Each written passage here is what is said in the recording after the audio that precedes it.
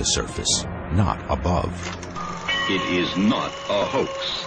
It is real. In 1966, an unidentified object that reportedly emerged from the channel is filmed traveling at up to 170 miles per hour over the island. This is the first of numerous reports of nautical objects displaying many of the same characteristics as so-called UFOs. But these UFOs have been witnessed traveling into and out of the water. A bright white light moving pretty quickly towards the water. They are known as USOs, unidentified submerged objects. There is something really extraordinary in these waters. For the first time, new witnesses have come forward. We're struck with a beam of light. Supported by documentation and police reports and scientific testing and analysis. I think we've got our smoking gun. Absolutely. Yep. The team from UFO Magazine, publisher Bill Burns, investigator Pat Uskert, science intern Jeff Tomlinson, along with science expert Dr. Ted Ackworth, opened the case of USOs around Catalina Island. The USOs are using this place kind of like a hunter's blind. And we're the prey. Is this rash of sightings simply the result of overactive imaginations, or is it possibly something more? I saw a set of lights, unlike any other lights I'd ever seen before. The team attempts to get one step closer to the answers. That's a tail of an airplane, right there. That's it. For the first time on television, this is case number 66307, unidentified submerged objects.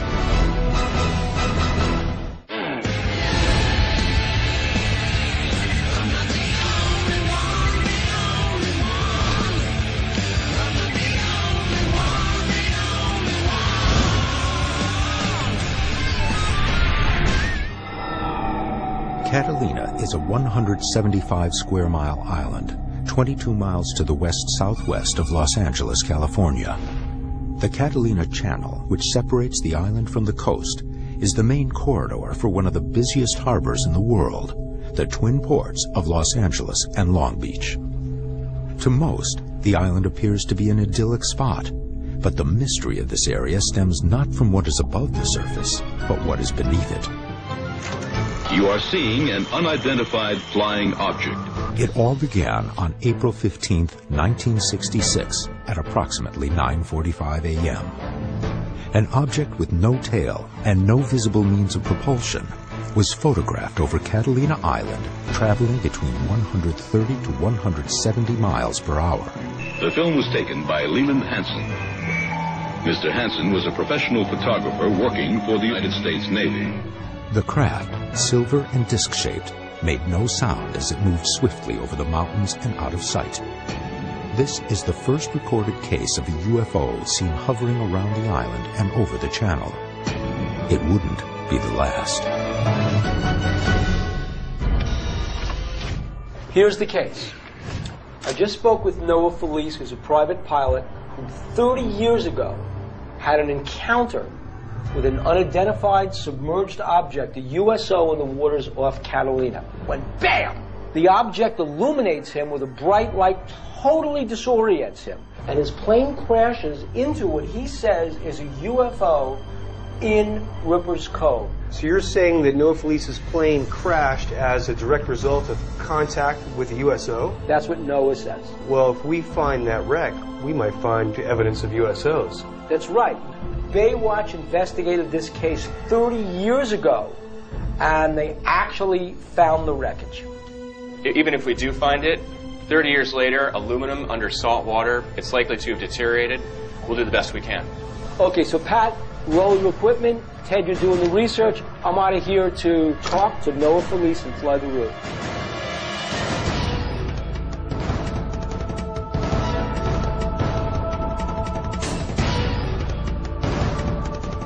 While Bill is flying with Noah, I'll be talking to Paul Allione and David Russo about their sightings, which are very similar to each other, and they're very similar to the famous 1966 sighting that was caught on film. So we have a lot of strong cases around the Catalina area and the channel. During the late afternoon of December 29, 1968, attorney Paul Allione, a resident of Palos Verdes, California, witnessed strange lights over the Santa Catalina Channel. According to Allione, the lights flew in formation, then unexpectedly stopped just above the surface of the water. I looked up, and on the horizon, I saw a set of lights that were unlike any other lights I'd ever seen before. It started to tilt and list. It got to about the 11 o'clock, 5 o'clock position, and it wasn't moving.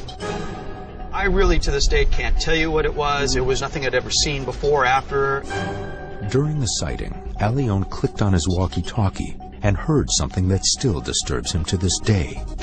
I dashed into the garage, and I did kind of a childish thing, as I went and got a walkie-talkie that I got for Christmas, and I'm thinking, hey, I'm going to talk to this thing. But what happened was I picked up a ship-to-shore transmission. The gentleman on the transmission said, quote, "That's right, Bob, I don't know what the hell it is. It's about 200 yards off my bow, and it's starting to tilt," and he started to go on to explain exactly what it was that I was seeing. And that's all I needed to freak out, and I did. The next night, the evening news came on. One of the lead stories was, she said something to the effect, "Well, we've got an answer to all those telephone calls that we've been getting about the strange lights that were seen last night." For a story to make the news about telephone calls and inquiries, there had to have been more than just a few crackpots calling. There must have been at least dozens of people, probably hundreds of people, that got all excited, to the point where somebody felt as though they needed to offer up an explanation. It's that explanation that I found to be rather hollow. The answer was, it was these two crazy college kids that were fooling around with a weather balloon. What did you think about that? But it seems to be there's an inordinate amount of explanations that are offered up as being weather balloons. Including the Roswell crash. Now, as I look back with that knowledge, these explanations, I realize even more that, to me, it confirmed what I saw as being a legitimate anomaly. And because the explanation given was so absurd. Yeah, it was absurd, and it fit into a pattern of absurd explanations. Allione's sighting, along with the 1966 film, were the start of a rash of sightings in this area. According to the Long Beach Independent, on January 23, 1968, Avalon Sheriff's Deputy Richard Callan witnessed a, quote, mysterious unidentified floating object that had, quote, lights in its portals. And then the object exploded. According to the paper, quote, a bright light illuminated waters around the object, and minutes later a series of flares were shot into the air from the object. Another story that swept the media was reported by the Los Angeles Times on March 23, 1977. Sheriff Sergeant Vincent Rupp received dozens of, quote, UFO sightings reported from Sacramento, Salinas, Los Angeles, Orange County, and March Air Force Base between 3:45 and 4 a.m. According to the paper, these witnesses included military personnel from March Air Force Base and several law enforcement officers around Los Angeles. One witness, Mark Hogan, a runway worker at LAX, said, quote, the teardrop or tin can-shaped lights sweep in at high speed from the direction of Santa Catalina Island about 3:30 a.m. In my opinion, they weren't natural. A military spokesman at March Air Force Base confirmed that the objects had in fact been seen from the base and said, quote, there had been no rocket or missile testings which could have accounted for the lights. The objects did not show up on any radar readings. Now I'm off to talk to David Russo about his USO experience. Now what's significant about David Russo's USO sighting is that after the sighting, he took the time to make a sketch of the craft while the details were fresh in his mind. And the more information we have, the closer we are to solving the mystery of USOs around Catalina. I live in Long Beach, and a couple of blocks from the ocean. David Russo, a retired attorney, reportedly witnessed bright lights over the channel on August 4, 2006, while walking along the shoreline. Late at night, about 11:30, 11:35, a bright white light off to the west, out near San Pedro, caught my eye. And it was moving towards the water at a very steep angle, moving pretty quickly. It got to a point maybe a mile out in front of me, and it just stopped. Over the water? On the water? over the water, maybe 10, 15, 20 feet above the water. The shorter side had 3 or 4 blue lights on it, and the longer side seemed to have 6 or 8 blue lights. Okay. It rotated and did this for about a half a minute to 45 seconds. Then the blue lights went off, and it just, from a stopped, went out towards Catalina Island, and less than a second. I'd rather would have not seen it. You think life would be easier if you Yes. just hadn't seen it? And now there's this little piece back here that just is always wondering and always thinking, what the heck did I see? And will I ever know?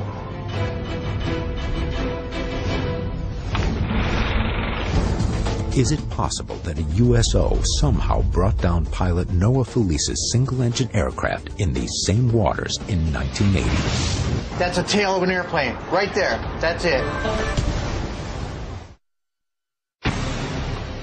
The dark, mysterious waters surrounding Catalina Island, one of the most active hotspots on Earth for reported USO sightings, unidentified submerged objects.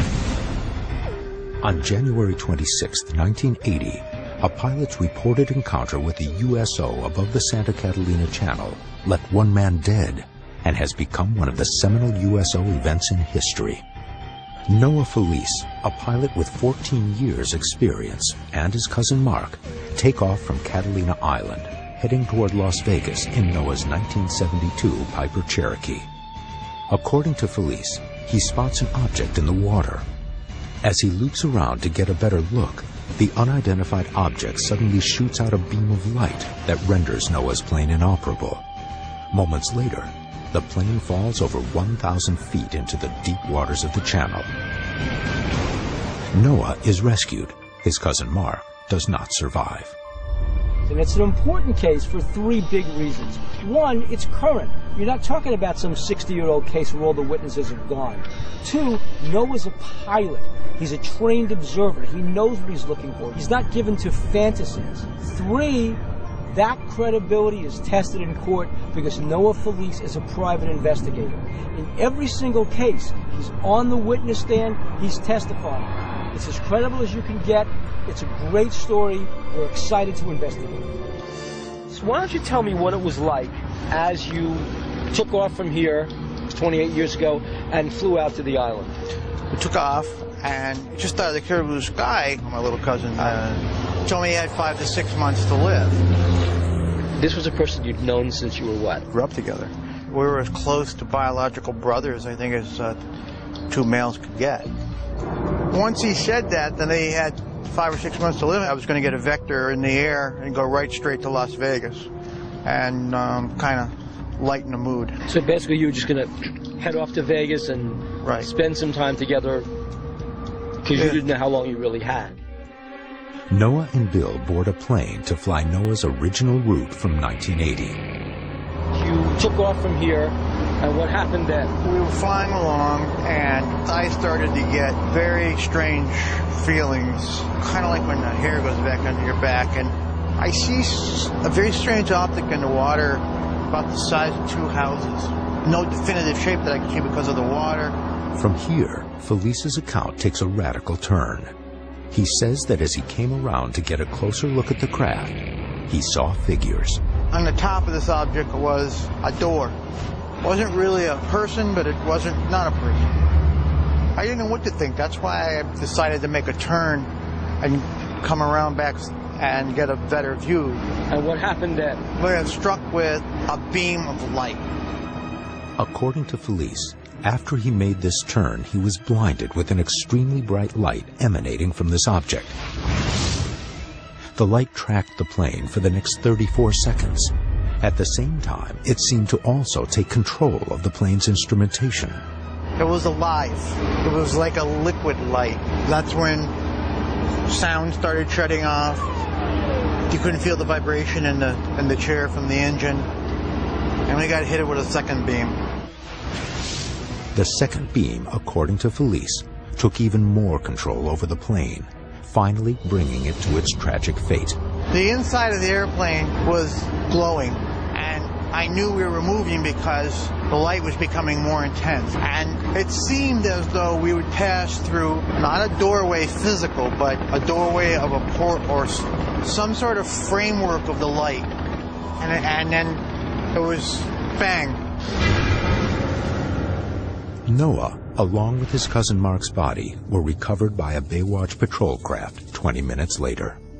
Upon impact, Noah believes he would have been thrown from the cockpit. His seatbelt would have been torn, and the windshield would have been certainly destroyed. But no such trauma occurred.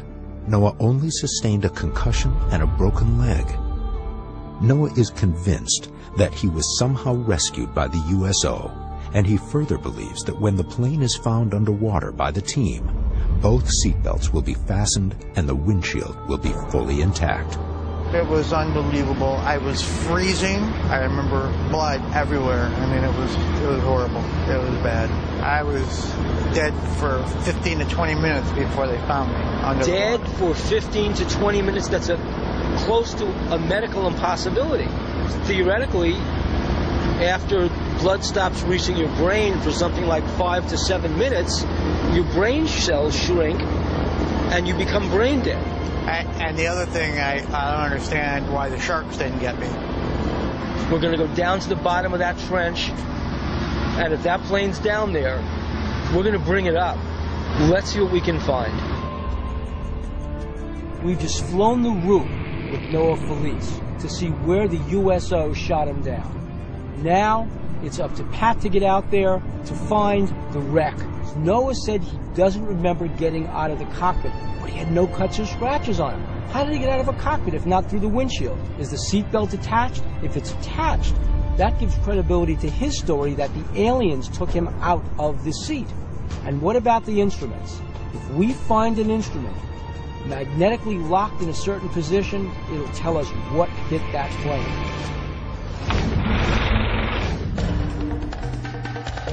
To solve this case, we've got to find that plane. Let's shove off. Coming up now on our first point, where the Avalon Sheriff Station is saying their report says the wreckage lies, which is on Empire Landing. The Isthmus Baywatch says it's over in Rippers Cove. The team has secured the reports from the Avalon Catalina Sheriff Station. It says there are 2 probable locations for Noah's plane, Empire Landing and Rippers Cove. Both locations are approximately 8 miles from Avalon and are on the Los Angeles side of the island.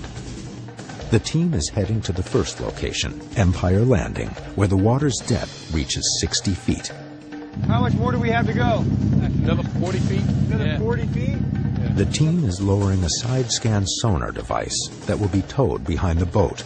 Side-scan sonar bounces radio waves off the bottom of the channel and sends a signal back up to a computer on board that converts the soundings into a picture. Joining the team are the sonar operators from Aqua Survey. What would a target look like? What should I be looking for on this screen? High reflectivity, metal. So anything that's too straight, anything that looks joined, anything that's not curved, doesn't look eroded. Right. As they say, it's sort of like pornography. You can't describe it, but you know it when you see it. The team arrives at Empire Landing. Well, now, are we in the area right now, in the target area? Yeah, as we're coming up on it. The Aqua Survey team begins their sweep and will scan along parallel search lines called transits. Each transit takes approximately 30 minutes to cover. According to the Avalon Sheriff's report, the plane should be along one of these transits. So what's that? Gary, are we close to the site? We're close. You should definitely start looking. Yeah, we've just gone through a debris field there. Right, but he says that debris field is bull kelp. What showed up on sonar is actually bull kelp, a fast-growing type of seaweed common on the Pacific coast. The density of the kelp has given a false reading on the sonar. Do we think it's a plane? I don't think so. I don't think so. No, it didn't look like a plane to me. That's a negative. The team has confirmed that the wreckage is not at this site. It heads to the second possible location, Rippers Cove, 4.5 miles to the east. I feel the urgency to follow this route 4.5 miles east of the isthmus, and I'm sure we're going to hit that plane between here and that peak. I want that plane.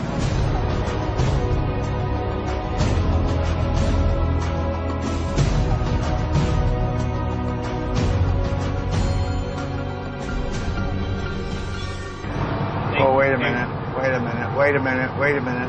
Whoa. Uh-oh. Uh-oh. Now look at the signal strength return here. Now that's high. That's a tail of an airplane. Right there. That's it. Look at that. That's a 15-foot wing, 30-foot wingspan. Look at the tail. Look at the tail. I think we got a tail and a wing. See it? We got a tail and a wing. Could this be it, Noah? Pat, come over here. Take a look at this. Passing over a debris field. No way. What do you got? Take a look. Does that look like a wing and a tail? Fuselage and a tail to you? Oh my God. Hey, Captain Dave? Yeah. Like we're over some kind of debris field. I think it's time to put some divers in the water. Sounds good. Let's get them in. Okay. Jake, you got 70 foot of water underneath the boat. Head due north. U pattern. Don't go below 100 foot. Okay, Jake, if you find the wreck, I want you to look to see first if the windshield is intact. I want you to look inside the cockpit if that's intact. If the cockpit's intact, look to see if the seat belts, either one, are still hooked up. After the crash, Noah claims he was removed from the plane by an unknown entity, possibly the same entity that brought the plane down. Noah was rescued outside of the plane. The only way out would have been through the windshield. If the seatbelt and windshield are intact, it would support Noah's story of what happened. Noah, to give him the tail number? That's 81 Mike. 81 Mike. Good luck. Bring her up for us.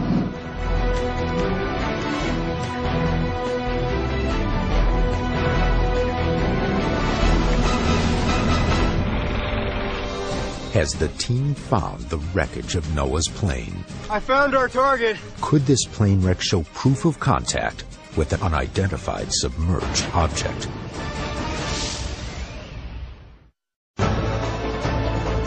In January 1980, an unidentified submerged object shoots a beam of light at pilot Noah Felice's plane, causing it to crash into the Santa Catalina Channel. The team is now searching for the downed plane. If they find this wreckage and the windshield is intact, they may have evidence of USO contact.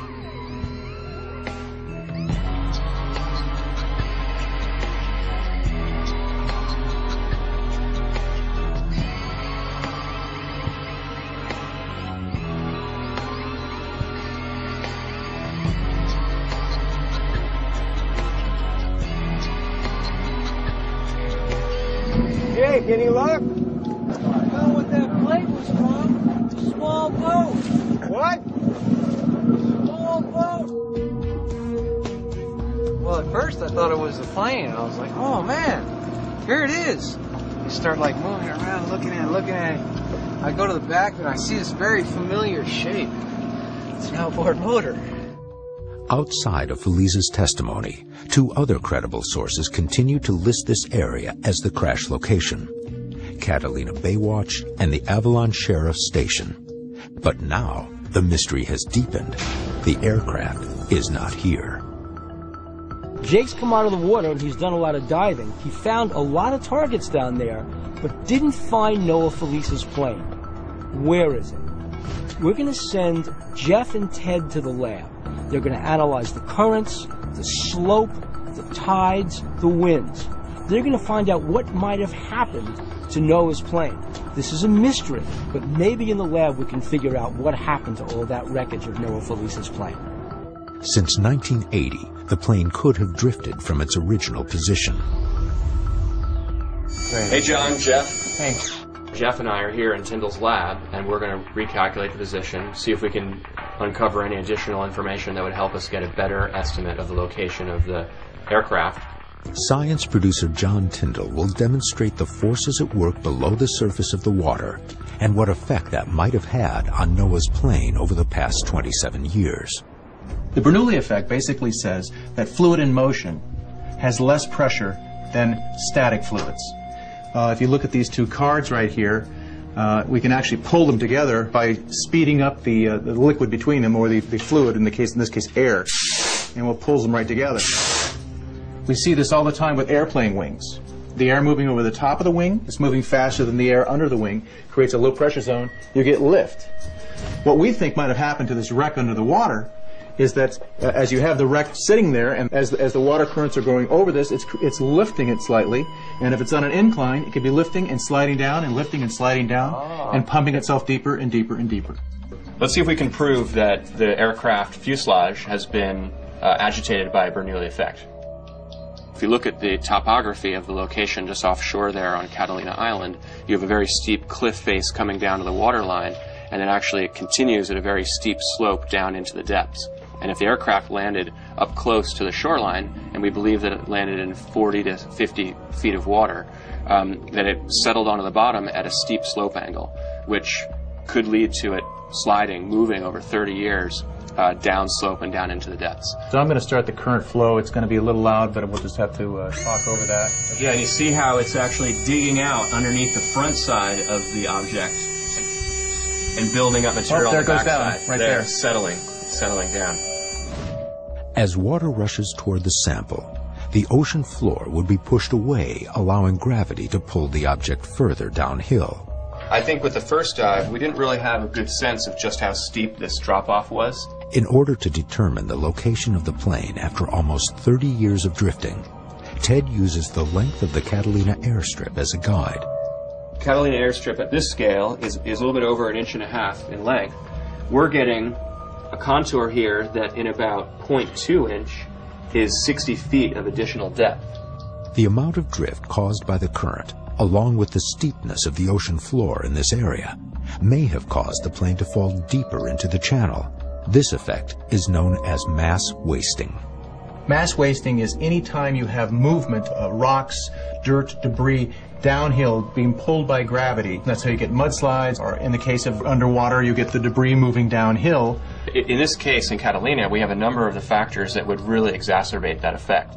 The team believes the wetness of the soil, the lack of cohesion in the ocean sand, and the angle of incline are all causes for why this plane is missing. You can see the big rocks are already rolling down. So look at this mass wasting. Now just imagine if there were an object on the surface of the sand. It would just be traveling right down the hill with the whole pile of sand. So now there's our, our airplane fuselage sitting on the surface. So you're actually pushing water uphill against it, and we're going to see if it still falls downhill against that. There it goes. Look at that. It came at it. It fell towards, against the current. The relationship between gravity and the cohesion effect on the granules, we can see that over a short period of time, the object moved fairly quickly. And over a long period of time, say 30 years, this object could have traveled quite far. Guys, I think we've got our smoking gun. Absolutely. Yep. I have no doubt that in the location where we expect this crash site to be, with that slope and all the factors, that we've got a good amount of mass transport moving downhill into the depths. Based on this model and these experiments, we know this aircraft is further offshore. Right. And we'll just set up a new search grid just a bit further offshore. The team dives deeper into the mysterious waters off Catalina. What they find only deepens the mystery. How many plane wrecks are around here anyway? Based on the experiments in the lab, the team heads out for a new area where they believe the wreckage has drifted. It's 2 miles east of their original search location. Based on some new information we have, which is the expected water current in that area, we've extended the search pattern into some deeper water. The new search area moves the team closer to the San Pedro Basin. At a depth of almost 1 mile, it is one of the deepest sections of the channel. Many UFO researchers believe that the high concentration of USO sightings here might be somehow related to this deep trench. They say that the depth offers an ideal hiding spot for USOs. and this is what we're looking for. It's a Piper Cherokee low wing. We think that the wreck is somewhere around here, right? And the previous scans we've done are along this highlighted area. What we're predicting here is that this wreck has actually been slowly working its way down this steep slope, getting out into deeper and deeper water. The strong current in the channel will cause objects to drift over time. As the current lifts objects from the floor, gravity will slowly pull it deeper into the channel. This is the scientific theory, but the team now has to consider a new theory. Could the plane wreckage have possibly been taken by a USO? We're going to speak to Preston Dennett. Preston is going to tell us what some of the stories are about the mysteries of this particular channel. He's written a lot of books on UFOs and USOs over Southern California. He's going to help us comb the mysteries of this channel and find out exactly what's going on with USOs over the Catalina Trench.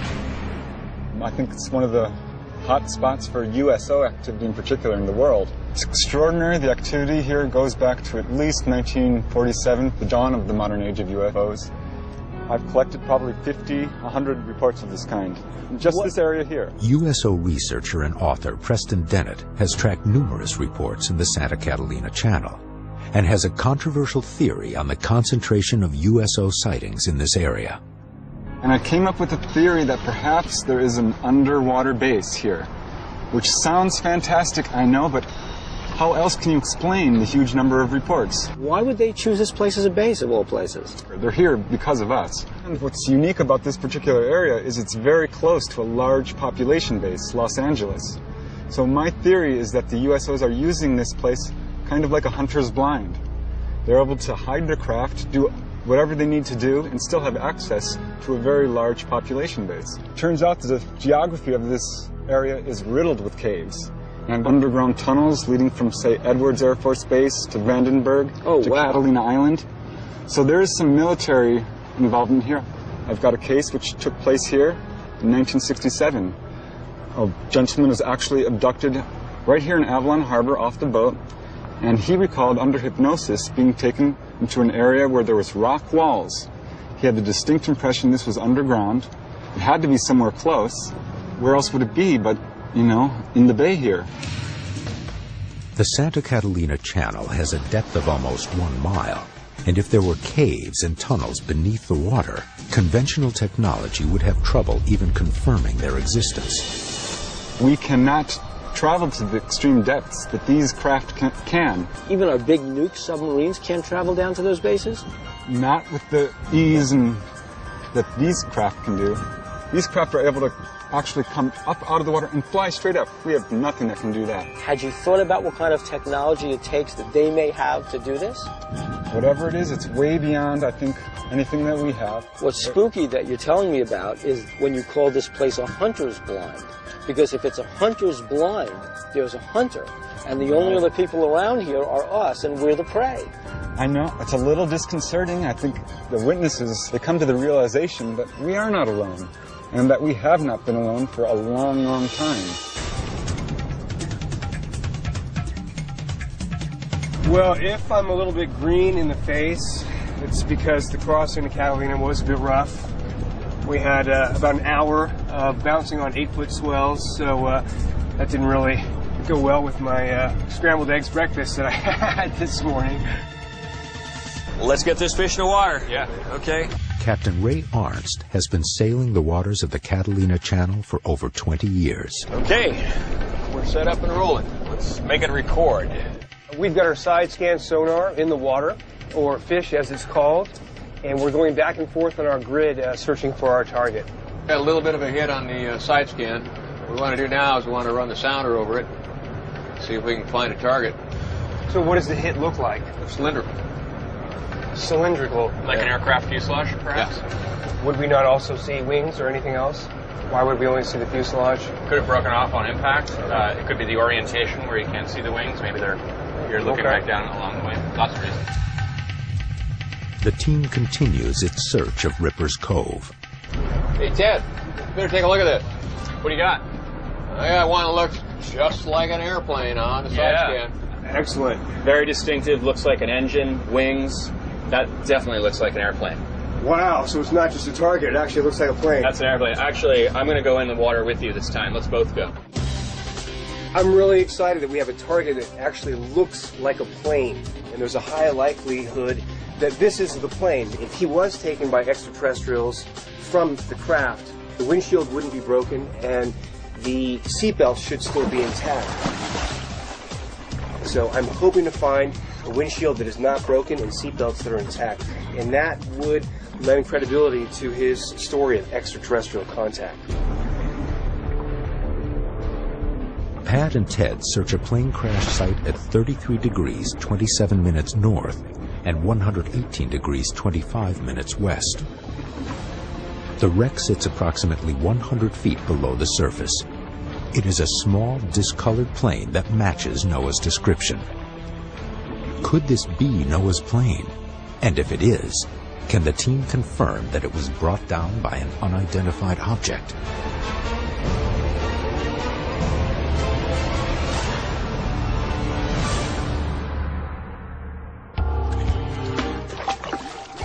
Well, it was a plane. It wasn't a Cherokee, though. How do you know? Cargo door, port side on the stern. I think it was a Piper Warrior. It's the next size up. The Cherokee did not have a cargo door. Noah's plane was a Piper Cherokee, a low-wing 4-passenger aircraft. The plane at this location is larger and features a cargo door on the port stern, a feature not found on Noah's Cherokee. The plane has seemingly vanished. What? How many plane wrecks are around here anyway? Well, it's possible that it's drifted downslope. Backs up your theory. And the plane we're looking for went in 28 years ago, so it could have drifted even further than this one. It could be quite a bit deeper. We found a plane, but it's not Noah's plane. Now, according to Ted's lab science, the plane should have moved right around this area. The problem is, the plane's not here. So my question is, where is the plane? For me, it just deepens the USO mystery around Catalina Island. So what do we have for our theories? Number one is that the plane has been pushed up onto the shore and destroyed. Number two theory is that because of the wave motion, the tide motion, and the wind motion, it's been agitated and fallen down the slope into the depths. If we are considering that there is a USO base around here, maybe they took the plane or did something with the plane to hide their presence. I don't think we can confirm or deny that hypothesis. Well, Noah Felice is a very credible witness. And I mean, I feel strongly that something happened here. So I say we can't dismiss that possibility of some sort of extraterrestrial intervention with this plane. What is the connection between the USO stories of the Catalina Channel and Noah's plane crash? This is the dangerous part. Scientific analysis is imminent. Okay, Jeff. With surprising results. Wow. In 1980, pilot Noah Felice asserts that his plane was attacked by a beam of light that took control of his craft and caused it to crash. The team wants to know, is it possible that an aircraft could be disabled by an electromagnetic pulse?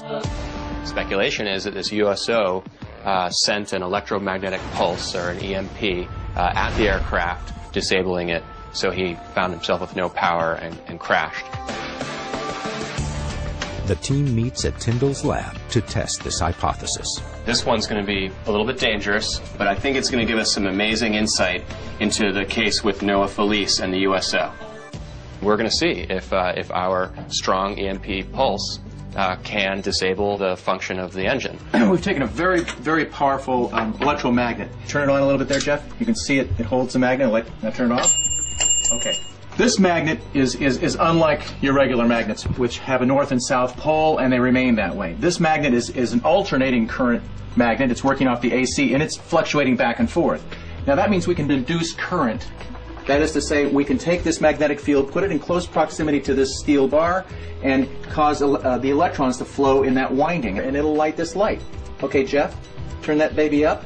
There, you see the light coming on?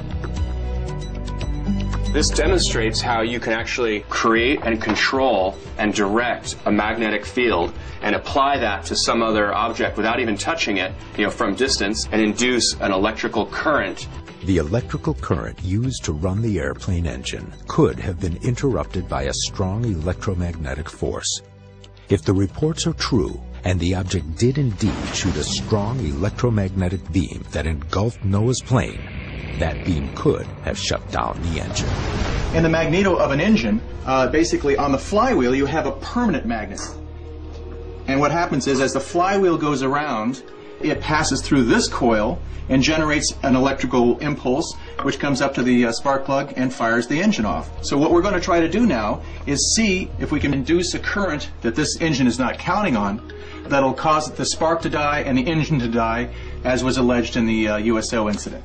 What we want to see is that if we can, for all intensive purposes, model an aircraft engine, generate our own EMP or electromagnetic pulse, and disable the function of the engine. Guys, this is the dangerous part, so stand back. We have an EMP generator, which is basically a high-powered electromagnet, and we have an engine, and we will direct the magnetic field at the engine and see whether or not we can disable it. Clear? Clear, prop.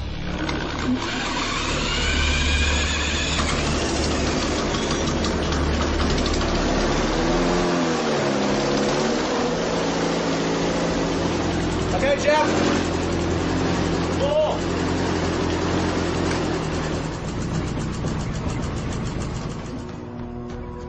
Okay, got it, Jeff. Wow. Wow. Well, that did it. Well, this was a small demonstration of what could have happened at a larger scale, but it did demonstrate that as he got the magnet close in, it overpowered the coil here, disrupted the flow of electrons to the spark plug, and disabled the engine. It occurred to me is that airplanes, because everything is lightweight, not much steel, not much iron used, which are things that could diffuse a magnetic field. So if there was a magnetic field focused at said airplane, it wouldn't really have a whole lot stopping it before it did get to the magneto or other wiring. So could you possibly induce, through this electromagnetic, too much energy to the spark plug and possibly cause it to do something? If you could generate an extremely strong magnetic field, make it a directable sort of weaponized system, it is conceivable that you could disable a general aviation aircraft engine from a distance like 1,000 feet. This is a really great example of taking a story that's told by one of our witnesses, modeling it out, and showing that what he says works in the lab.